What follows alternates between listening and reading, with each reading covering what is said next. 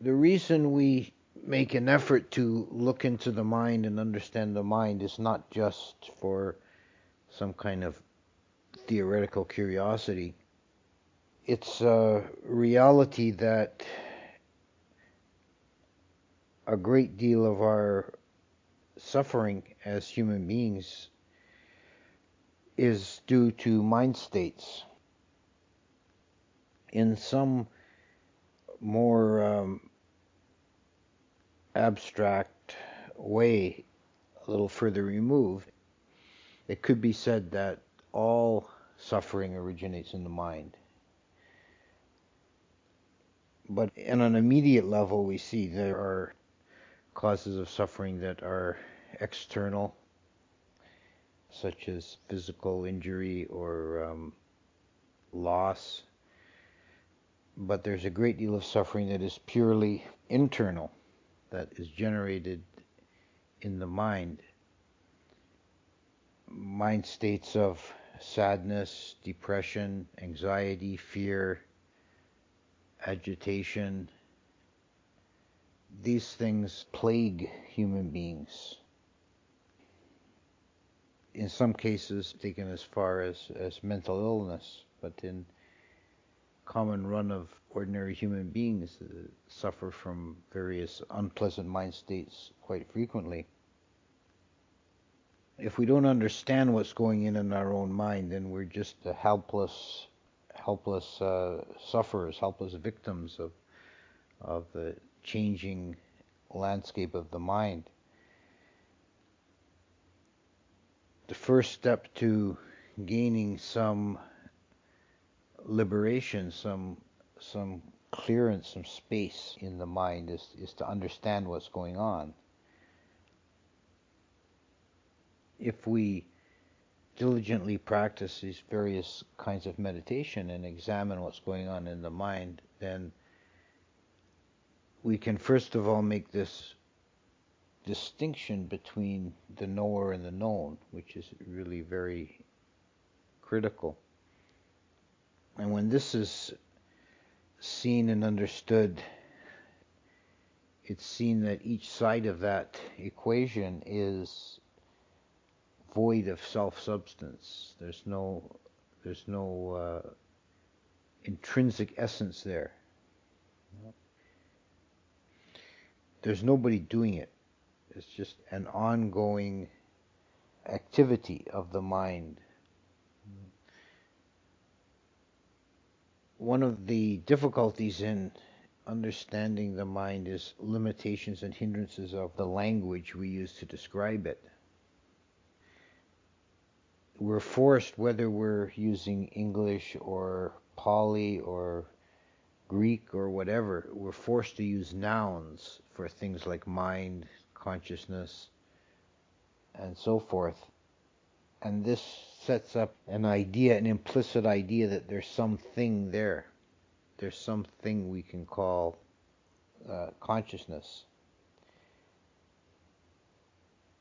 This was something the Buddha really made a point of, because he was going against the grain of Indian thought. Most Indians probably subscribed at the time to some version of eternalism, the idea that there is a permanent, unchanging essence in human beings, that most Indian schools called it the Atman. And this idea of the Atman is close to the idea in Western religions of a soul. There's some unchanging, permanent essence, and everything revolves around that. In the Bhagavad Gita, Hindu text, the process of reincarnation is compared to a man getting up in the morning and putting on a new suit of clothes. The Atman doesn't change, it just changes its outward form.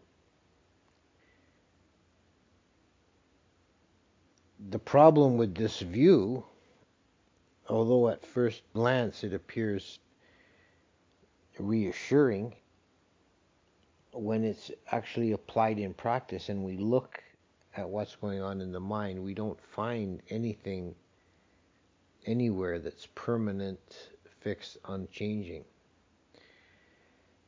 And if we identify with some aspect of that activity and say, oh, this is it, this is the Atman, this is the soul, this is the permanent essence, then we're going to suffer when we see that it changes and shifts. This was a point the Buddha made with his anatta doctrine, the no self, or no Atman doctrine, that was a central philosophical pillar of Buddhism, unique to Buddhism. When we examine the process of the mind, we see the only thing that's happening is that there is an objective aspect and there's a subjective aspect. There's the knower and the known. And that's all that's happening. It may be mistaken, it may be tempting for some initially to identify, if they get past identifying with aspects of the objective quality, thinking and emoting and so on, they may identify with the knowing. But that's also not a secure basis for identification, because the knowing mind is changing all the time very rapidly. There's a moment of knowing which takes a specific object and has specific associated states and specific qualities and is associated with a specific level of consciousness. And the next moment is something different. The Buddha said that one who identifies with the mind as self is more foolish than one who identifies with the body as self, because the mind changes more rapidly than the body and is even more insubstantial. According to the Abhidhamma, the mind moments, the moments of citta, succeeding one another in rapid succession, 16 times faster than physical processes. It becomes evident if we can get the process of vipassana happening at a refined enough level, we can see that there's only an object and the mind knowing the object. And there's no sense of anybody doing anything. I begin to understand that this idea of a self is at best a conventional fiction that we use to organize experience, but it has no metaphysical or ontological reality at all. And even from a logical or explanatory point of view, it's quite unnecessary. There's no reason for a self to interpose in what's going on. There's an object and a subject. Looking at the objective side of mind, we see an array of phenomena occurring, including volition, emotional states, thought processes, sense processing. When we see or hear something, that's processed by the mind. And there's perception is part of that. These are all processes more or less complex. Some are relatively simple, some are quite complex.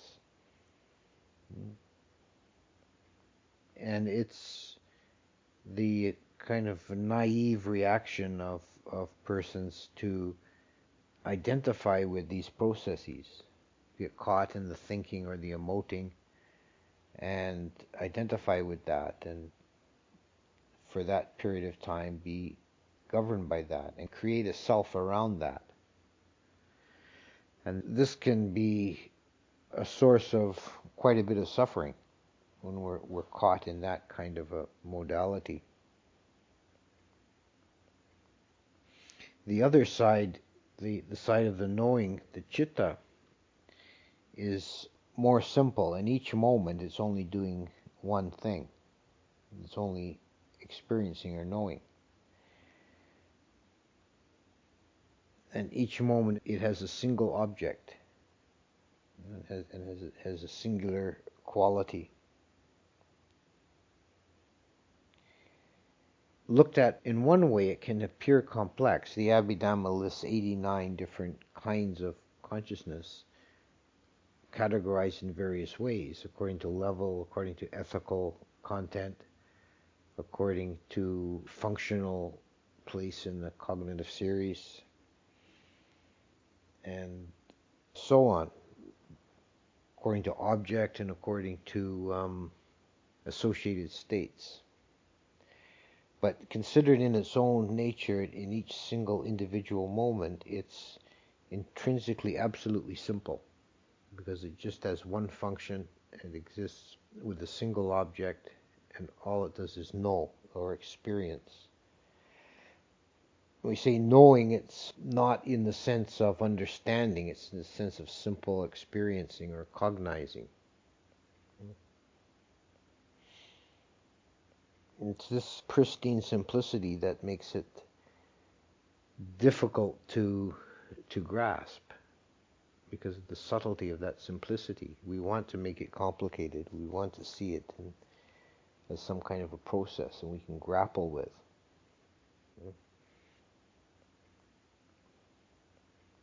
But it's just that. It's empty.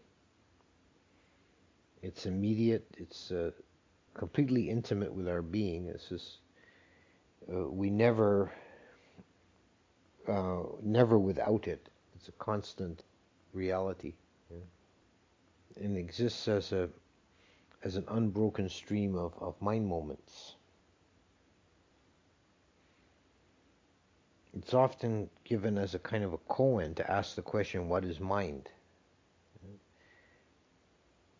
Variation of that is to ask specific questions like, what color is mind? How much does it weigh? When you ask questions like that, you see that they make no sense.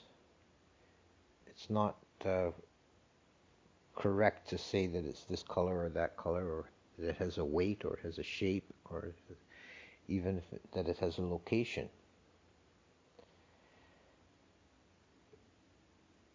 Location in space is a quality of the aggregative form of matter, and without any materiality, there's no sense in talking about location in space. As long as we're embodied in the human form, mind consciousness does arise associated with that form as a base. The eye sense arises associated with the sensitive tissue of the eye. The ear consciousness arises with association to the subtle material of the ear, and so on for the physical senses. The question as to where the mind sense arises is one that's somewhat uncertain and debated in the texts. The original Abhidhamma text just says that materiality with which it arises.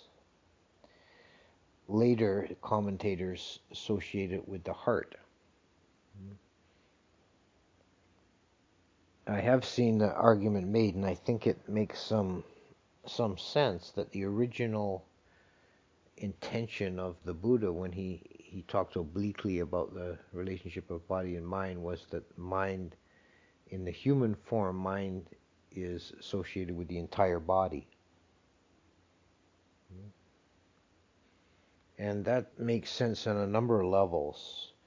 One is that the processes in the body that are going on all the time, that are outside of our conscious control, even down to the level of material moving around inside a cell, shows some purpose of organization. I've also heard some modern Buddhist commentators compare the relationship of brain and heart, the heart being like the power source and the brain being like the computer. Like if you have a computer, you need to plug it into the power source for it to work. The power source is actually the generator of the energy, and the processing is done in the computer. So we have much more refined understanding of the brain, for example. The ancient Indians had no clue. As late as Buddhaghosa, they really had no clue of what the brain was. But it's a mistake, I think, to take that operation too far, understanding of the physical structure of the brain, to think that that somehow originates mind. There's no possibility that a physical structure could produce that simple knowing. The algorithmic processes of thought and emoting and so on, we can possibly trace to operations within the physical brain. I would doubt that that's 100% knowable either. But the simplicity of just knowing, it makes no sense to see that as arising from any kind of physical process. Anything that's done with a physical system has to be, at least in theory, susceptible to reduction to an algorithm. We'd have to be able to explicate exactly, this does that, lever A turns cog B, and just do the whole mechanical process. There's no way of breaking down this activity of just knowing. It's not even a process, it's just a simple reality of awareness. The Buddha said mind is the forerunner, mind is the chief. Mind goes before body like the ox goes before the cart. When we move the limbs of the body, when we walk or we pick something up or so on, that impulse first has to originate with mind. The mind has to then activate the body to make the motion.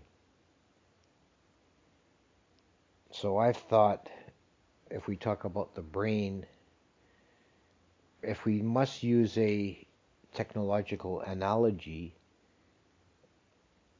I think it's not a computer, it's more like a radio receiver. It's the interface between mind and the organs of the body and sense. It's a processing unit that's activated by mind. So what I began with and what I've been speaking about just now represent the two principal wrong views, the errors that lead one into misunderstanding. One is eternalism and the opposite is materialism. Eternalism is a view that there is some unchangeable permanent essence.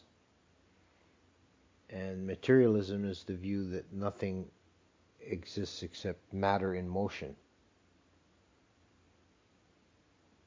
And these considerations go beyond just idle theorizing. It's incumbent of us, if we want to develop our spiritual faculties and get out of our suffering, to understand what's happening in our own reality, in our own experience, our own mind.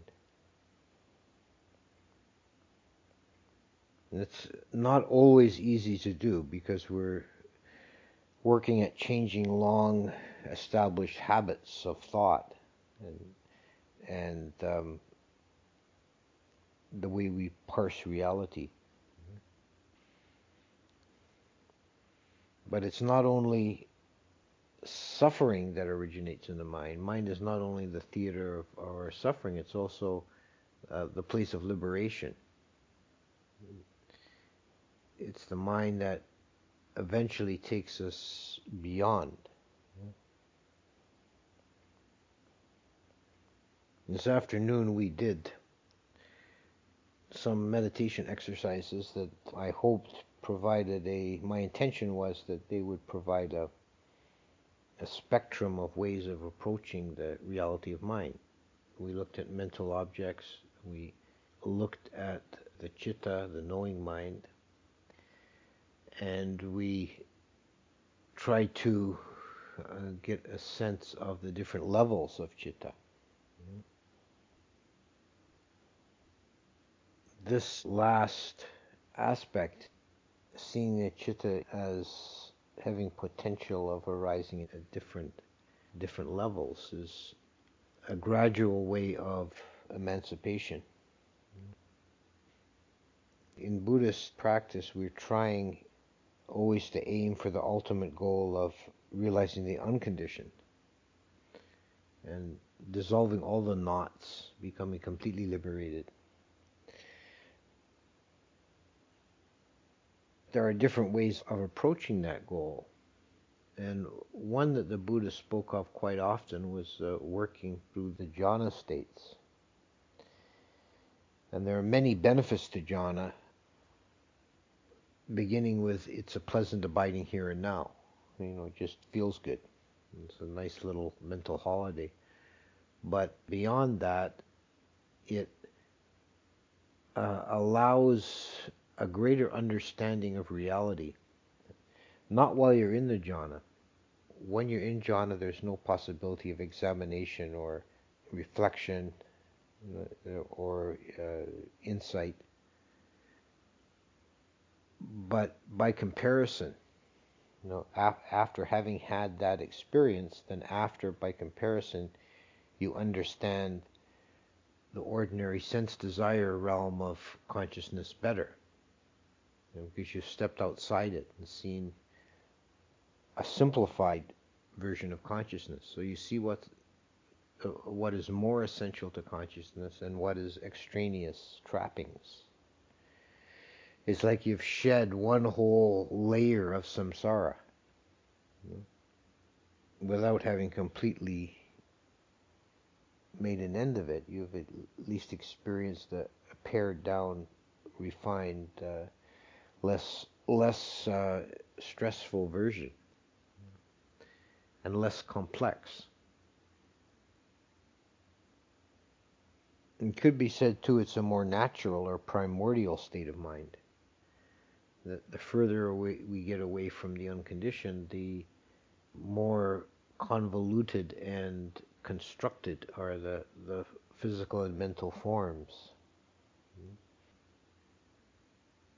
This is one of the meanings, multiple layers of meanings in the Aganya Sutta, the Sutta of Origins, which talks about the myth of how this earth and human beings came to be.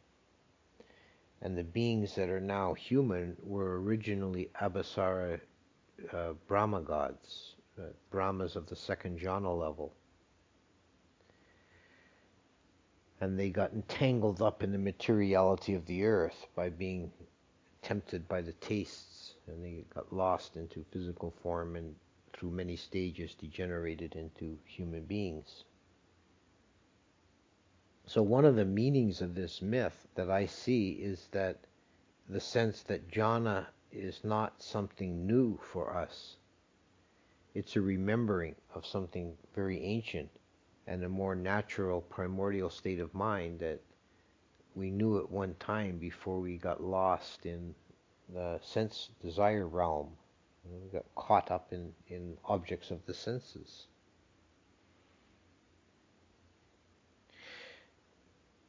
Being embodied as human beings at present, we're naturally caught in this in the world of the senses. It's our default mode of consciousness, and we cannot dispense with it. We have to live in that level most of the time. We have to deal with sense impressions, pleasant and unpleasant. And this is just part of our a major part of our experience. But the problem is that we can forget or not realize that that's not all there is. And it's not even the deepest part of our being. Of the three cravings that are the cause of suffering, as given in the Four Noble Truths, tanha is the cause of suffering, and then the text goes on to say this is kama tanha, bhava tanha, vibhava tanha, the desire or thirst for sense objects, the desire to be and desire not to be. The desire for sense objects is overcome, it's weakened by the second stage of awakening, the Sakadagami, and it's destroyed or transcended completely by the Anagami, the third stage. But it's only the Arahant that becomes completely free of bhava tanha and vibhava tanha. So this means that they are deeper, they're more fundamental cravings. Those are very deep levels of defilement that we don't ordinarily see very much because we're caught in the much more noisier, relatively superficial sense desires. But underneath the sense desires, at a deeper level, are a desire to be and to not be. So when we practice samadhi meditation, we're primarily attenuating, for the time being, the sense desire craving. And this brings deeper levels of mind to the surface. And we can see what's going on at a more primordial level. So this is one advantage of doing samadhi meditation.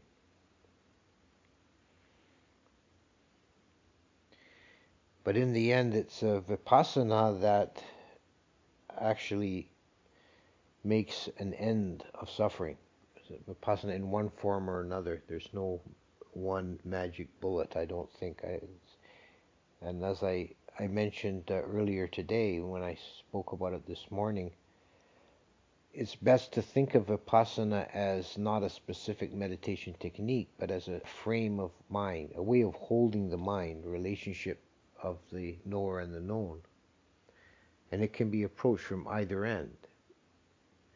We can work at it from the angle that's generally thought of in the West when we hear about doing Vipassana meditation. It's usually referring to the Burmese style of taking note of the objects. And there's various ways of doing that, Goenka method, Mahasi method, and so on. But they have the characteristic of looking carefully at the objects of consciousness. The other way of doing it is what is spoken of by many of the Thai masters, like Ajahn Mahabua, is to center the mind in the knowing. Sometimes it's phrased as knowing the knower. I find that phrasing is slightly problematic. It's probably points the person in the right direction, but I don't think technically it's quite right. I don't think you can know the knower, because the knower has the quality, the chitta is the quality of simply knowing.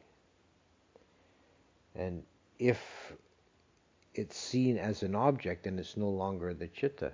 It's now become an objective factor. So what you're seeing is not the chitta per se, but an imagination of the chitta, or a simulation or reflection. This is similar, this method of practice is very similar to what the Tibetans do with Dzogchen or Mahamudra, trying to just be the knowing. It's very tricky. It's difficult to talk about it because it's so simple. It's not like the objective method has the advantage that you can actually describe and explain specific practices, very, very clear techniques to follow. Whereas being with the knowing is just, it's too simple. You can't, there isn't really a step-by-step procedure for it. You just have to do it. Yeah?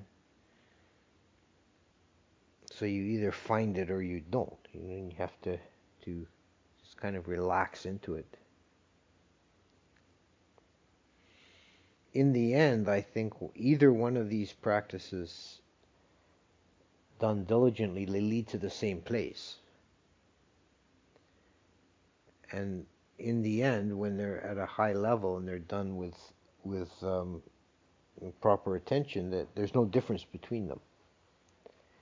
Because if you're being clearly aware of the objects, you have to do that. You have to be centered in the knowing. It just happens if you're paying careful attention to the objects. The only vantage point to do that from is the knower. If you center yourself in the knowing and you're really centered there, then you can't miss any object. It's not possible to miss anything because it all happens in the field of the citta. So the two practices end up being the same. And also, when either one of them is going well, there really is no sense of anybody doing anything. No, there's no room for that. And maybe initially, when you're struggling with it, you feel like you're there, you're putting in the effort. I'm meditating, I'm trying. Oh, I'm not doing so well right now. Now I'm doing better. There's this sense of I is still present for a while, but as it gets more fluid, the sense of I dissolves. There's just a sense of the knowing mind and the objects of the knowing mind. There's nobody doing anything. There's nobody choosing. There's nobody putting in an effort. It's just happening. Return to more mundane aspects of these ideas, these practices. The more understanding and clarity you have of your own mind states, the easier and smoother and happier your ordinary day-to-day life will be, because you won't be caught in emotional storms. You can see these states arising in the mind as objects and not identify with them. A very simple trick is to just change the way you think about emotional states. Don't think I am angry or I am sad. Think here is anger, or anger is arising. Here is sadness. Sadness is arising. Now don't personalize it. Don't take your mental states personally. They're just phenomena. It's the difference between sitting in a nice warm cabin and there's a blizzard outside the window, and getting outside and going for a walk in the blizzard. So I think that's probably sufficient for now.